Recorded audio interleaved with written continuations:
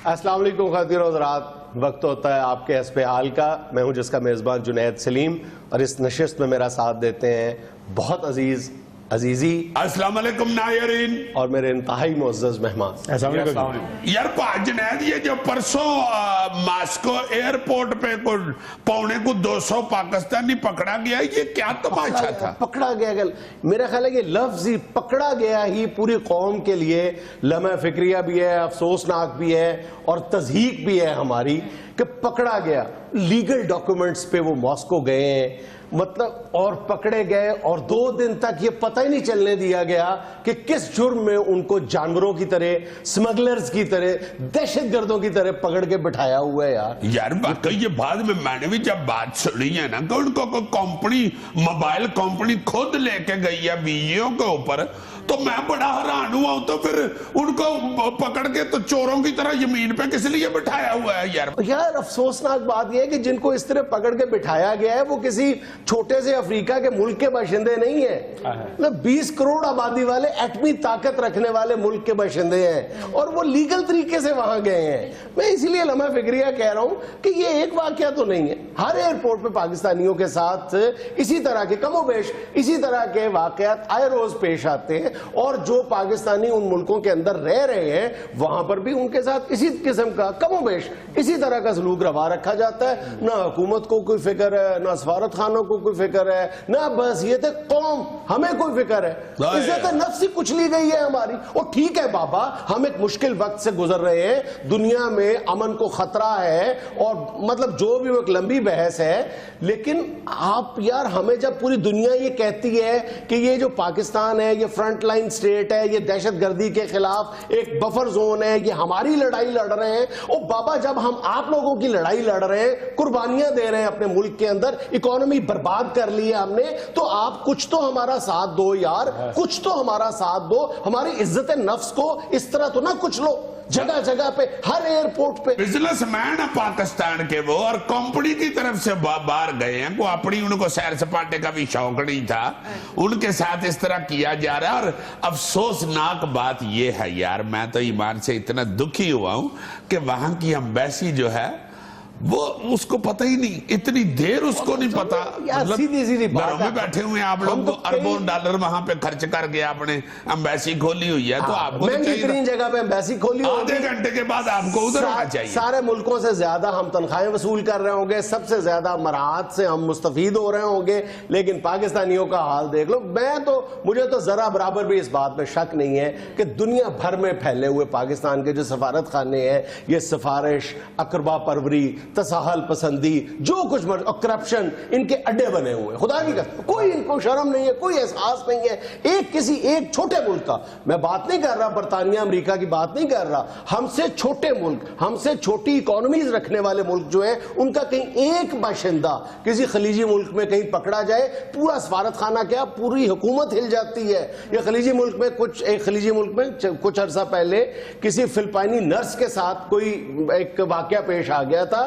वो फिलिपाइन ने अपनी सारी नर्सेज वापस बुला ली थी और वहां का जो प्रेसिडेंट था वो इन्वॉल्व हुआ था। हमारे वजीर आजम साहब को इतना बड़ा वाकया पेश आया है, मैं ये देख देख के स्क्रीन पे खून के आंसू रो रहा था। मैं यकीन के साथ कह सकता हूं कि हमारे हुक्मरानों को पता भी नहीं होना कि उन घरों में क्या बीत रही होगी। उन लोगों को जो लीगल डॉक्यूमेंट्स पे मास्को गए हैं, उनको पकड़ के जमीन पे बिठाया हुआ है, एक अजनबी सरजमीन पे, उनको उनकी बात समझ नहीं आ रही, इनको उनकी बात समझ नहीं आ रही। वो किस कर्ब से गुजर रहे होंगे वहां पे यार। तौर पे हुकूमत को चाहिए था नोटिस लें और वहां की जो एम्बेसी है, वहां के जो एम्बेसडर साहब हैं, उनसे पूछा जाए कि भाई जी इतनी देर के इतने सारे पाकिस्तानी मोअज़्ज़ज़ लोग, कारोबारी लोग बेचारे जमीन पे बैठे हुए हैं, आप कहां थे? आप क्यों नहीं 15-20 मिनट, आधे घंटे के अंदर अंदर क्यों नहीं वहां पे पहुंचे? अच्छा, बात सिर्फ यहां तक महदूद नहीं है मास्को एयरपोर्ट पे पेश आने वाले वाक़े तक। बात यह है कि पूरी दुनिया में पाकिस्तानियों को जिस तरह तज़हीक का निशाना बनाया जाता है, वीजा जारी करते हुए, फिर एयरपोर्ट्स पे, इमिग्रेशन के दीगर मामलात पे, मैं ये समझता हूं कि हुकूमत पाकिस्तान की जिम्मेदारी है, ये फॉरेन ऑफिस की जिम्मेदारी है। वजीर आजम साहब ने मेरा ख्याल है कि उतने दिन वतन अजीज में नहीं गुजारे जितने बैरून मुल्क दौरों में गुजारे हैं। उनका ये फर्ज बनता है कि वो जिस मुल्क में जाते हैं वहां पे इन मामलात को भी एजेंडे में रखें। चिड़िया कर देखने जाते हैं, वो नजर तो ही नहीं आता। कहां पे आपकी पाकिस्तानियों के साथ पाकिस्तानियों को तज़हीक का निशाना नहीं बनाया जाता। मैं बार बार कह रहा हूं कि हम एक मुश्किल दौर से गुजर रहे हैं। आपका शक बजा, आपकी जो आप हम पर कड़ी नजर रखे हुए हैं वो समझ में आती है बात, लेकिन और मैं ये भी नहीं कहता कि वजीर आजम साहब की एक फोन कॉल के बाद सारे मुल्क जो है वो दीदा दिल फर्शे राह कर देंगे, लेकिन फर्क जरूर पड़ेगा। उनको ये एहसास होगा कि हम किसी लावारिस या यतीम कौम के लोगों से डील नहीं कर रहे, इनके पीछे कोई है, हुकूमत नाम की कोई चीज है जो इन सारी सरगर्मियों पर नजर रखे हुए है। अब बिल्कुल सही कलप रहे हो तुम। ये जो अम्बेसियां, जो सफारत खाने हैं ना बाहर के मुल्कों के, वो तो पाकिस्तानियों की आवाज के लिए या उनकी खिदमत के लिए थोड़ी बैठे हुए हैं। अक्सर अम्बेसियां जो हैं वो तो पिकनिक पॉइंट बने हुए हैं। रिश्तेदार जाके वहां पे छुट्टियां मना रहे हैं, वो खुद वहां पे छुट्टियां ही मनाने गए होते हैं, वो ड्यूटी पे नहीं गए होते, सारे छुट्टियां मनाने गए होते हैं। अमान से इधर कई मैंने ब्यूरोक्रेट्स को गुफ्तगू करते हुए देखा कि यार बाहर अम्बेसी से गए ऐश कर रहा है, वो तो यार ऐश कौन सी जरा पता भी कर लो ना कि हर मुल्क के सफारत खाने में जो ल्यूक्रेटिव सफारत खाने हैं वहां पे इन्हीं सियासतदानों के, इन्हीं हुक्मरानों के भांजे भतीजे दामाद बेटे बेटियां लगे हुए हैं। कलप कलप के तो मैं थक गया हूं कि किसी मुल्क का एम्बेसडर लग जाओ, साथ मुझे ले जाना, कहना जी मेरा छोटा भतीजा है। भतीजा भी और छोटा, चोपड़ियां नाले दो दो। नहीं तो बड़ा भतीजा कहेगा तो वो कहेंगे झूठ बोल रहा है, फिर अच्छा रहेगा।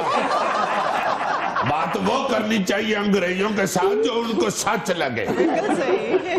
मैं तो इसीलिए कह रहा हूं कि आज हम होते उधर मास्को में अगर दोवें चाचा भतीजा, तो हम मास्को को मसे पूछते तो सही ना, why are you our people sitting on पुंजे। इतनी बात करनी थी, मास्को के माथे पे पसीना आ जाना था। उन्होंने इस कदर उन्होंने इज्जत शुरू कर देनी थी, हम दोनों को भी उन्होंने हाथ घड़ी लगा के नीचे बहा लिया। अजीजी साहब अंग्रेजी में तो कोई लफ्ज ही नहीं पुंजे। यही हमारी कमी हो रही है, हम अंग्रेजी पे बहस करते जाते, अपनी इज्जत बिस्ती पे बहस नहीं करते। और मैं तुम्हें एक और बात बताऊं, ये जो अक़वाम आलम का हमारे साथ ये एक अजीबो गरीब रवैया है ना, तज़हीक आमेज किस्म का, दहशत गर्दी की आड़ में, इससे कोई मेरा ख्याल है कि वॉर अगेंस्ट टेरर की हम मदद नहीं कर रहे। ये एक तरह से काउंटर प्रोडक्टिव है। जिन लोगों को इस तरह की तज़हीक आमेज रवैये का सामना करना पड़ता है वो फिर आपके लिए कुछ सॉफ्ट कॉर्नर नहीं रखते। वो जो लोग वीजा लेके आए हैं वो आपके मेहमान हैं, आपके मुल्क में आए हैं, आपको पैसे देकर उन्होंने वीजा लिया है। अगर आपको कोई शक व शुबा है, कोई इन्वेस्टिगेशन करनी है, तो उनको इज्जत के साथ बताएं तो सही, उनके को खाने पीने का ख्याल करें, उनकी इज्जत नफ्स का तो ख्याल करें। है क्या बात करने वाली। नाज़रीन में लेना एक छोटा सा वक्फा, हमारे साथ रहिएगा।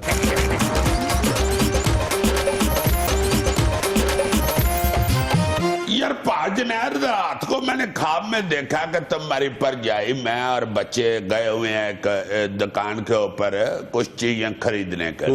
बिल इतना बढ़ गया कि मेरी और दुकानदार की हाथापाई हो गई।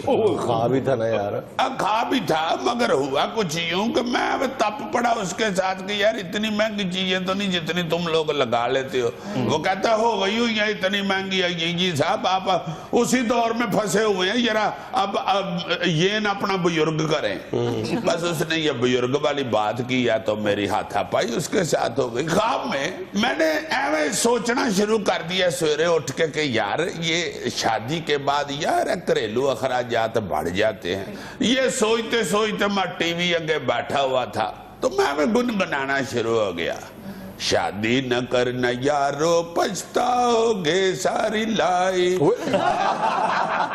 बुलंद आवाज में पछताना शुरू कर दिया। बस हमें मुंह से निकल गया यार, गलती भी हो जाती है।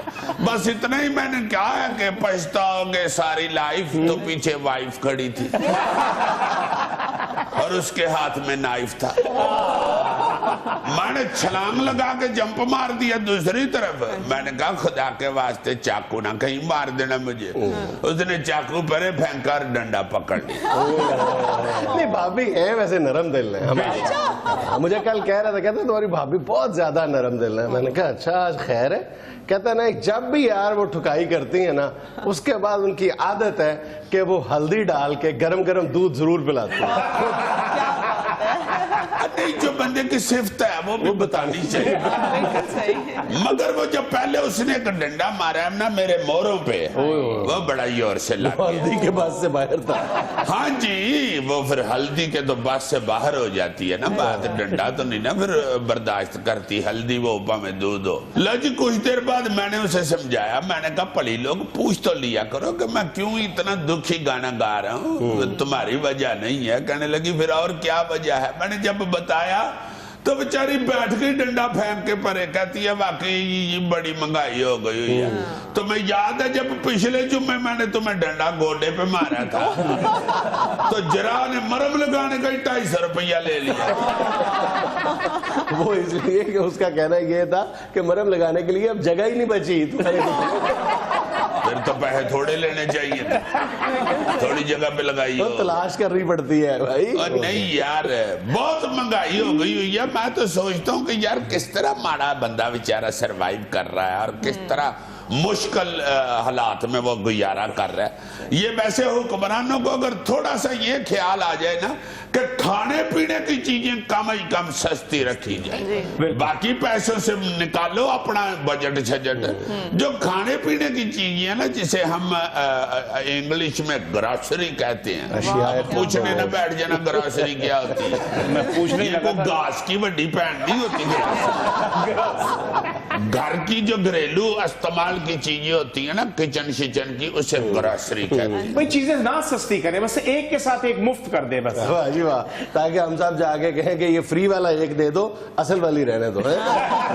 यार तुम बात मजाक में डाल रहे हो, मैं सीरियस कह रहा हूँ कि ये जो इंसानी ताल्लुक की बेसिक चीजें है ना, सोशल एंड डोमेस्टिक हवाले से जो बात है उसमें कैरागोटिकली यार अंग्रेजी की समझ ना आए तो हंस नहीं पड़ते। इंग्लिश हर कोई नहीं आती, अंग्रेजियों को कईयों को नहीं अंग्रेजी आती। मैंने एक दफा एक अंग्रेजी के साथ अंग्रेजी बोली तो कहते यार क्यों पश्तो बोल रहे हो, चलो दौड़ो। खबर क्या है आज की पहली? यौम पाकिस्तान के मौके पर मोदी की मुबारकबाद, नेक तमन्नाओं का इजहार। वाह जी वाह, इसे कहते हैं बगल में छुरी और मुंह में राम राम। ये मोदी हमें साथ साथ टीस भी करता रहता है, जो इधर से उठ रही है अभी तक, और साथ साथ मरहम भी लगाता रहता है। वही बाहर डंडा मार के बाद में हल्दी वाला दूध पिला दो। देखो ये मैं इंटरनेशनल सियासत की बात कर रहा हूँ, वो डोमेस्टिक रोना लेके बैठ गया। जाने दो यार, इतने तुम इंटरनेशनल। जुनेद भाई 100 रुपए के पीछे धोबी के पास इसका सूट पड़ा, वो नहीं उठा रहा। अगली खबर पढ़ो। इन लोगों से तो ईमान से सियासत पे बात ही नहीं करनी चाहिए, अकल बात ही नहीं इनको है को बात करने वाली। वो तुम्हें पता है कि किस लिए नहीं मैं सूट लेके आ रहा? उसने कॉलर साड़ दिया हुआ है, उसका रटा पड़ा हुआ है। 100 रुपए की बात नहीं है, वो तो जब मर्जी भाजना ऐसे लेके मैं ले कॉलर साड़ दिया उसने, तो मैं ऐसे ही ले आऊं। मैंने कहा नवा सूट दोगे तो फिर ही लेके जाऊंगा। क्या अगली खबर? हाँ जी, खुशखबरी है। एमडी सोई नॉर्दर्न गैस अमजद लतीफ ने कहा है एलएनजी की दरामद के बाद गैस का 10 साला बहरान खत्म हो गया है। हाँ, ये तो वाकई खुशखबरी है। अमजद लतीफ साहब पक्की बात करना है जनाब, वाकई बहरान खत्म हो गया अगर तो फिर मैं अपना सिलेंडर बेच दूं जल्दी से। यार 2-3 महीने बाद फिर उसने इस रेट पे बिकना नहीं है। और आप लोगों को नहीं ना पता, मेरी अगली जिंदगी का दारो मदार ही उस सिलेंडर पे है। क्यों जी, क्या हुआ? तुम्हारी परजाई से मैंने वादा लिया हुआ कि जब सिलेंडर की जरूरत नहीं रहेगी तो इसको बेच कर मैंने अपने स्कूटर का इंजन ओवरऑल कराना। इस खबर में दूसरी खुशखबरी ये है कि जो नए एमडी साहब हैं, इन्होंने डिसिप्लिन के हवाले से महकमे में बहुत सारी सख्ती की हुई है। अमान से? हाँ जी। अल्लाह खैर करे। इसलिए कहा जा रहा है कि बस 2-3 महीने ही। यार डाडा बंदा घट वक्त ही रहता है, किसी वजीर मशीर की बात नहीं सुनेगा तो फिर इसको SHO भगवानपुरा लगा देंगे। जल्दी से सिलेंडर भेज दो, कहीं बाद में खुद को ना सिलेंडर करना पड़ जाए। जाहिल आदमी वो सरेंडर होता है, ये सिलेंडर होता है। सरेंडर SURRENDR सरेंडर, और सिलेंडर SULURR। यार मैं इनको इतना पढ़ा सकता यार, मैं ईमान से थक गया।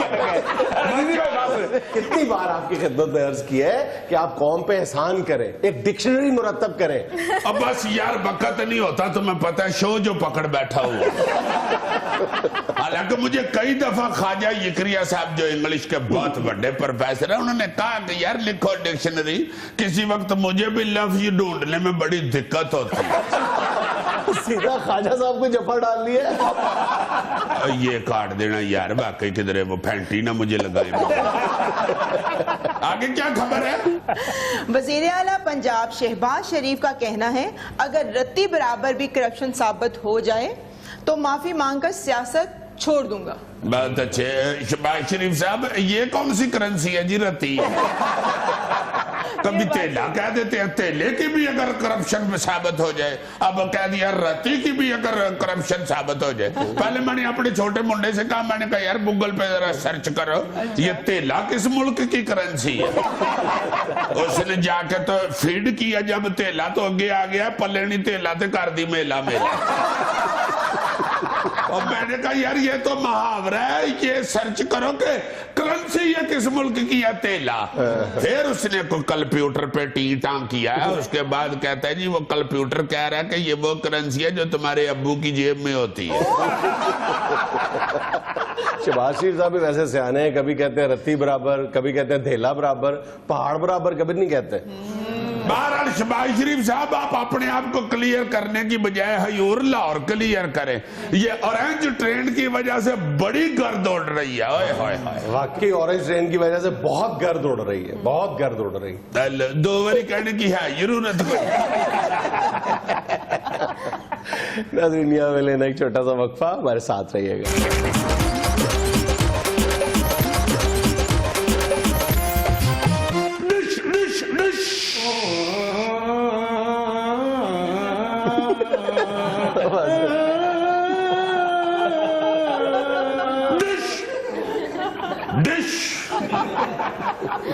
ये वो वाला सांप नहीं है नाचने गाने वाला। ये मुखबर सांप है। लो जी, जब पहली मुखबरी आज पेश कर रहा हूं वो यह है, आजकल क्रिकेट का बड़ा रौला पड़ा हुआ है, तो मुखबर मेरा जो है वो हर बाग में जाता है, हर जगह से कांटे फूल इकट्ठे करता है।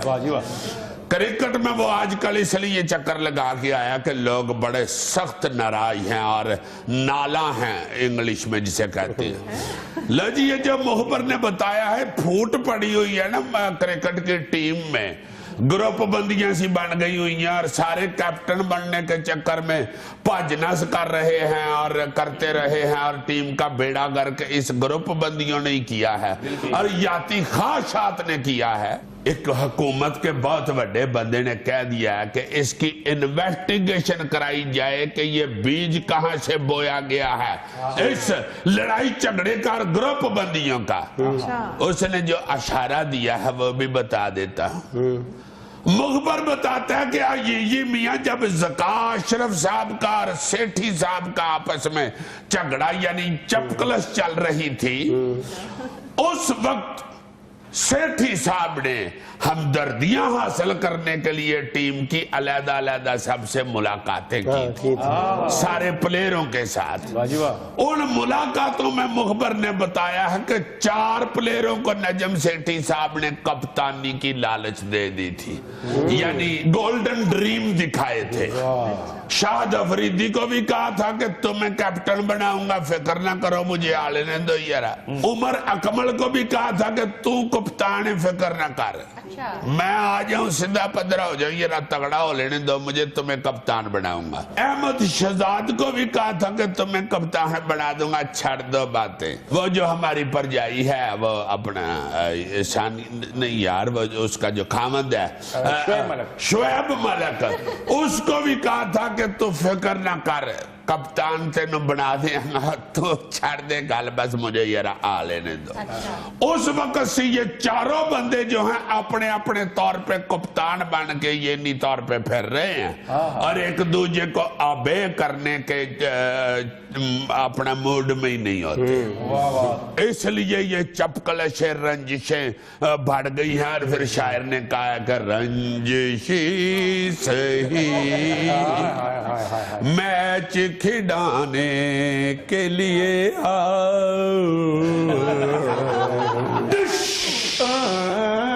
यार ना करो, क्या करते हो तुम?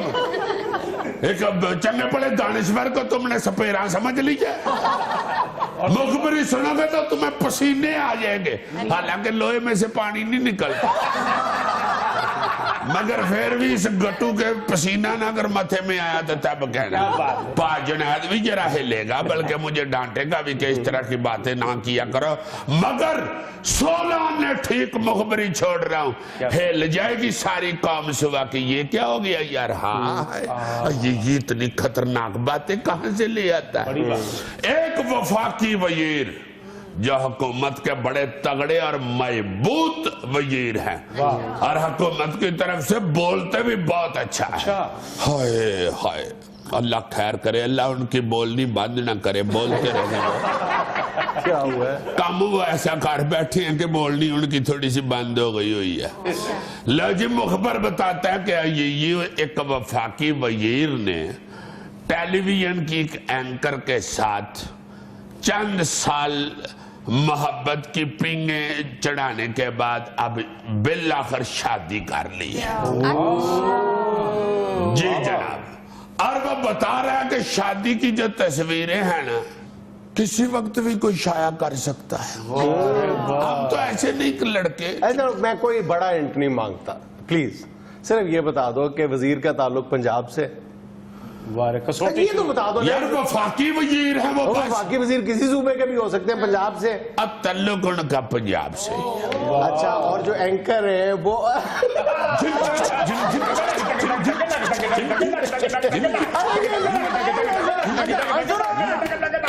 देखो मेरी बात सुनो, मैं दानिश्वर आदमी हूँ, अगली मुखबरी नहीं सुनाने देनी। मुझे बंदा हूँ, मैं शादी के खुशी में डांस भी कर। अब इसके बाद मेरी बात सुनो, सिर्फ इतना बता दो कि खातून एंकर का ताल्लुक, मेरी बात सुनो, खातून एंकर का ताल्लुक निजी चैनल से है या सरकारी चैनल से है?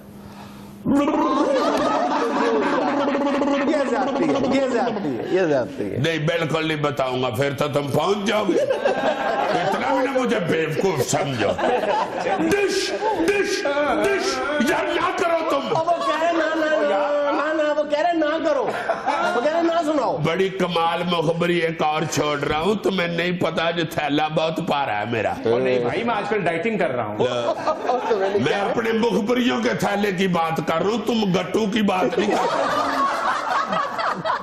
ला जनाबे आली, ये जो हुकूमत ने ऐलान किया था ना कि हर शहर के अंदर ये जो मेयर और डिप्टी मेयर हैं, ये रिश्तेदारी की बुनियाद पे नहीं बनाए जाएंगे। किसी MNA MPA या किसी वजीर मुशीर का रिश्तेदार नहीं लगाया जाएगा। दूसरे लोगों को सीटें दी जाएंगी, अब्लाइज किया जाएगा वर्कर्स को। MNAs और MPAs के दबाव और शोर शराबे के बाद हुकूमत ने अपना ये डिसीजन अपना ऐलान जो है ना, उसको वापस खींच लिया। बिना करी जाए जरा। मरूसी सियासत के खात्मे की तरफ अहम पेशरफ्त। हाय हाय हाय, चूंकि मुख्तलिफ शहरों के MNAs MPAs खास तौर पे बड़े शहरों के, उन्होंने कहा भाई जी ये तो नहीं जी हो सकता कि फ्रूट साढ़े बिल्कुल घर आया हो तो ही कहेंगे तर दिए आप खाइए ही ना। और इसमें एक सनसनीखेज बात ये है कि लाहौर के मेयर के ऊपर भी झगड़ा चल रहा है। जी हाँ, वो भी एक बड़े खानदान के बंदे को बढ़ाने की कोशिश जारी है एक तरफ से, और दूसरी तरफ से तो ख्वाजा हसन साहब का ऐलान हुआ है। खबरदार, ये जहाँ पे बीड़ बजाने के लिए रखते हो ना हाथ, मैंने इधर आके किसों न मार दे। नहीं यार, अच्छा लगता है जब डिश के साथ ये करता है। मुझे दूसरा नहीं होता तबले पे संगत देंगे फलां। चलो फिर मास्टर अब्दुल्ला साहब की बात मान लो। करो जी करो, डिश चलो चलो जी, डांस भी करो। हाथ दो गई यार, तुमने दानिश्वर को बिल्कुल ही बेवकूफ समझ लिया। दानिश्वर को बेवकूफ समझना बेवकूफ को दानिश्वर समझने से बेहतर है वैसे। बात तो अच्छी है वैसे। लाजिम मखबर बताते हैं कि जो नैब का महकमा आजकल इन्वेस्टिगेशनों पे तुला हुआ है, बहुत जल्द उन्होंने एक सबाई वजीर जो येरे इन्वेस्टिगेशन है, आई मीन येरे तफ्तीश है, उनका नाम ECL में डाला जा रहा है। और जब तक उनकी इन्वेस्टिगेशन पूरी नहीं होगी वो बाहर नहीं जा सकेंगे। सुबाई वजीर लो ब्रेक, लो ब्रेक, बस ब्रेक। नायरीन, इसमें ब्रेक नहीं लेनी, वजारत का। खुद लेता और मेरी बात तो सुन लो कि पढ़ने लिखने से वजारत का ताल्लुक है, खुल के बात करो यार। रानी मशहूद की बात कर रहा हूँ। यहाँ में लेना एक छोटा सा वक्फा, हमारे साथ रहिएगा। नाज़रीन, 2 हल्कों के ज़िमनी इंतखाबात में PTI की शिकस्त, मुशर्रफ की यूं अचानक बैरून मुल्क रवानगी और दीगर सियासी मामलात पर बात करने के लिए आज हमारे साथ मौजूद है PTI के मोहतरम जनाब शाह महमूद कुरैशी साहब। अस्सलामुअलैकुम जुनैद साहब, बहुत शुक्रिया आपका, आपने बुलाया। मैं तो खुद शिद्दत से मुंतजिर होता हूँ कि आप बुलाएं और मैं दौड़ा चला आऊं। सच कहने की तमन्ना बिल्कुल उसी तरह आपके प्रोग्राम में हमें खींच लाती है जिस तरह मच्छर को गाना सुनाने की तमन्ना कान तक पहुंचा देती है। मच्छर कौन सा गाना सुनाता है? अरे आपने कभी मच्छर का गाना नहीं सुना? एक मिनट अभी सुनाई देती है।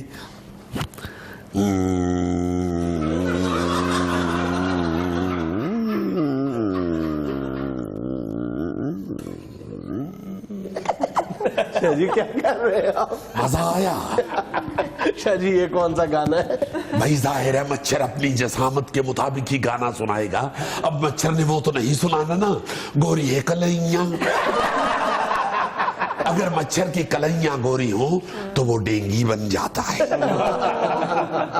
और दूसरी बात हम ये अर्ज करना चाहते हैं कि आप अपने प्रोग्राम में PTI की शिकस्त का तस्करा ना किया कीजिए। शिकस्त तो हुई है ना? इसे आप शिकस्त नहीं कह सकते, आप इसे यूं कह सकते हैं कि एक दफा फिर कन्ना कोलो लंग गई। कन्ना कोलो लंग गई। कोई किसी दूसरे को थप्पड़ मारता है तो कान के करीब से गुजर जाता है, अगर वो शख्स बच जाता है तो उसे कहते हैं कन्ना कोलो लंग गई। तो यूं ही कहिए कि दोनों हल्कों में आप हार गए वाज़े तौर पे। वाज़े तौर पे आपने डाल के फिर हमारी तस्दीक की।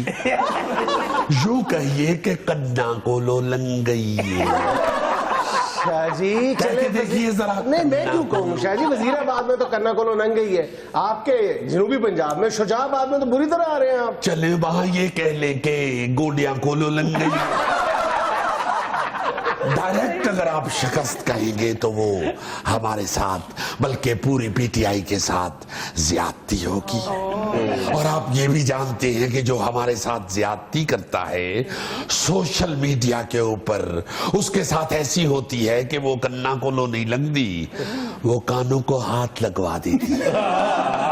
क्या जी आप इलेक्शन आ रहे हैं, कुछ तो बोल लेना। बोलेंगे, जरूर बोलेंगे भाई, कोई और बोले ना बोले शाह महमूद तो जरूर बोलेगा। और आप जानते हैं कि जब शाह महमूद बोलता है तो राज खोलता है, जब शाह महमूद बोलता है तो सुच्चे मोती तोलता है, जब शाह महमूद बोलता है तो दुश्मनों का खून खौलता है। शाह महमूद जब बोलता है तो खाली बैलेट बॉक्स में से वोट टटोलता है। शाह महमूद जब बोलता है तो सियासी बोनों के ऐप फरोलता है। शाह महमूद जब बोलता है तो हैलरियों का मन डोलता है। और इसी बात को जब शायर आगे बढ़ाता है तो कहता है, तन डोले मेरा मन डोले मेरे दिल का गया करार। छोड़े इस बात को, ये बताएं कि मुशर्रफ साहब बाहर चले गए, आपकी पार्टी खामोश है। ये असल मौजू की तरफ अब आ पाए हैं। देखिए जरा जुनैद, मुशर्रफ को बाहर भगा दिया इन लोगों ने और बवांगे दोहल भगा दिया। मत हंसी, आप नहीं जानते कि बवांगे दोहल क्या होता है। डंके की चोट पे भगा दिया। इस पे हंस ले। मैं माफी चाहता हूं जुनैद साहब, बात हमारी, डंका हमारा, चोट हमारी। आप कौन होते हैं हंसने की इजाजत देने वाले?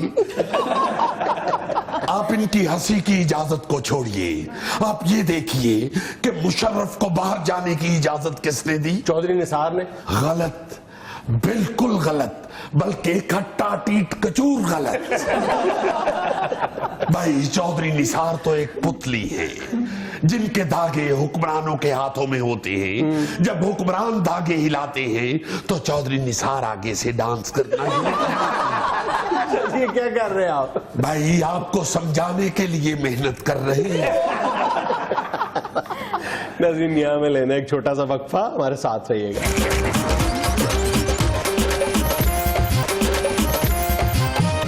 यानी आपके कहने का मतलब शायद ये है कि ये किसी और का फैसला नहीं था, मुशर्रफ को बाहर नवाज शरीफ ने भेजा? नहीं, पीटीआई ने भिजवाया है। मैं मोटरसाइकिल के पीछे बिठा के समुद्र तक छोड़ के आया हूं और कश्ती वाले को 500 रुपया दिया था कि इनको कहीं दुबई की तरफ खुशकी पे उतार देना। बच्चा बच्चा जानता है और समझता है कि ये हुक्मरानों ने खुद उसे बाहर भिजवाया है।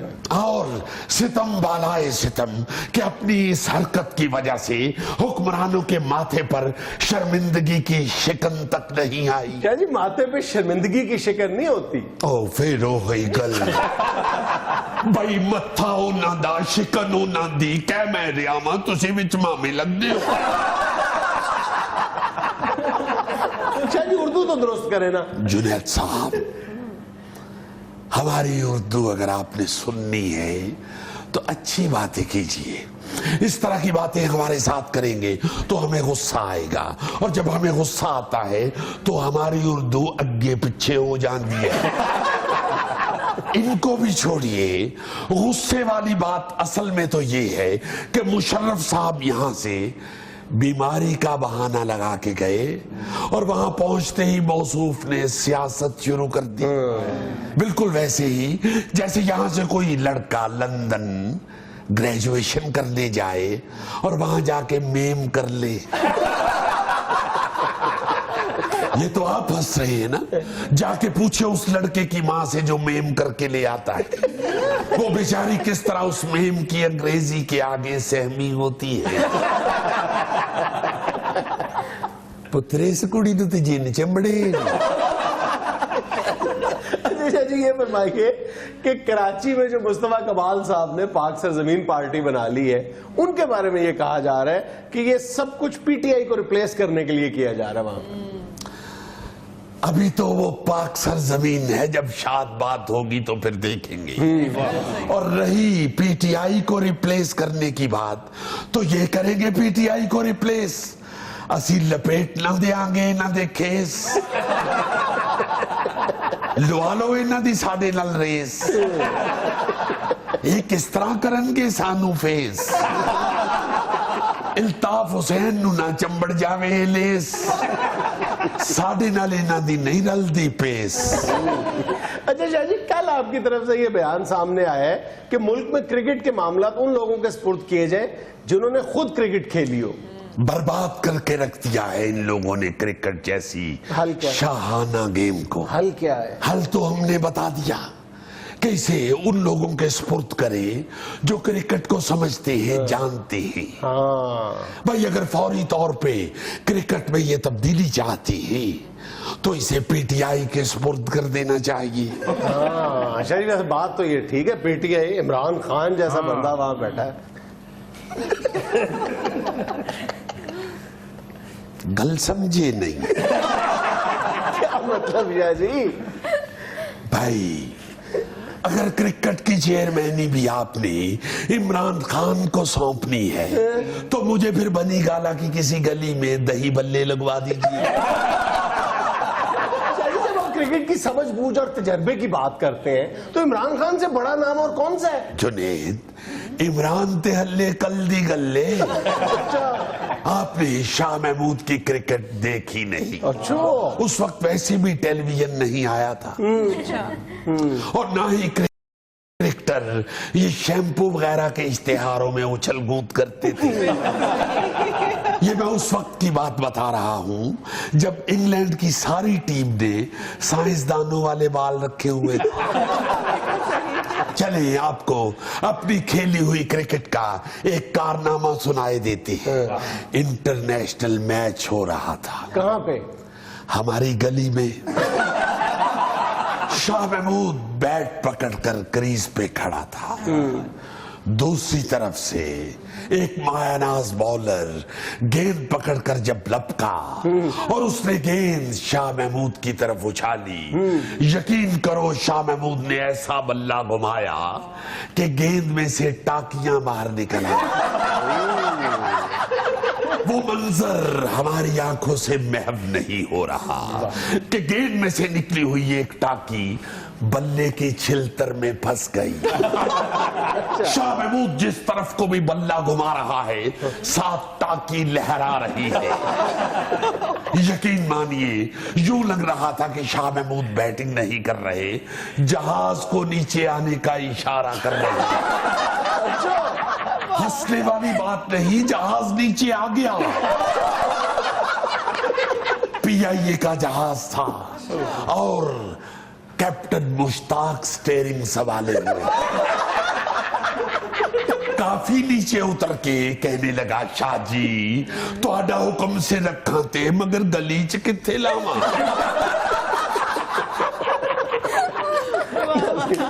ये था आज का हस्बहाल। खुश रहे, खुश रखे। आपसे मुलाकात होगी इंशाल्लाह कल। अल्लाह हाफिज।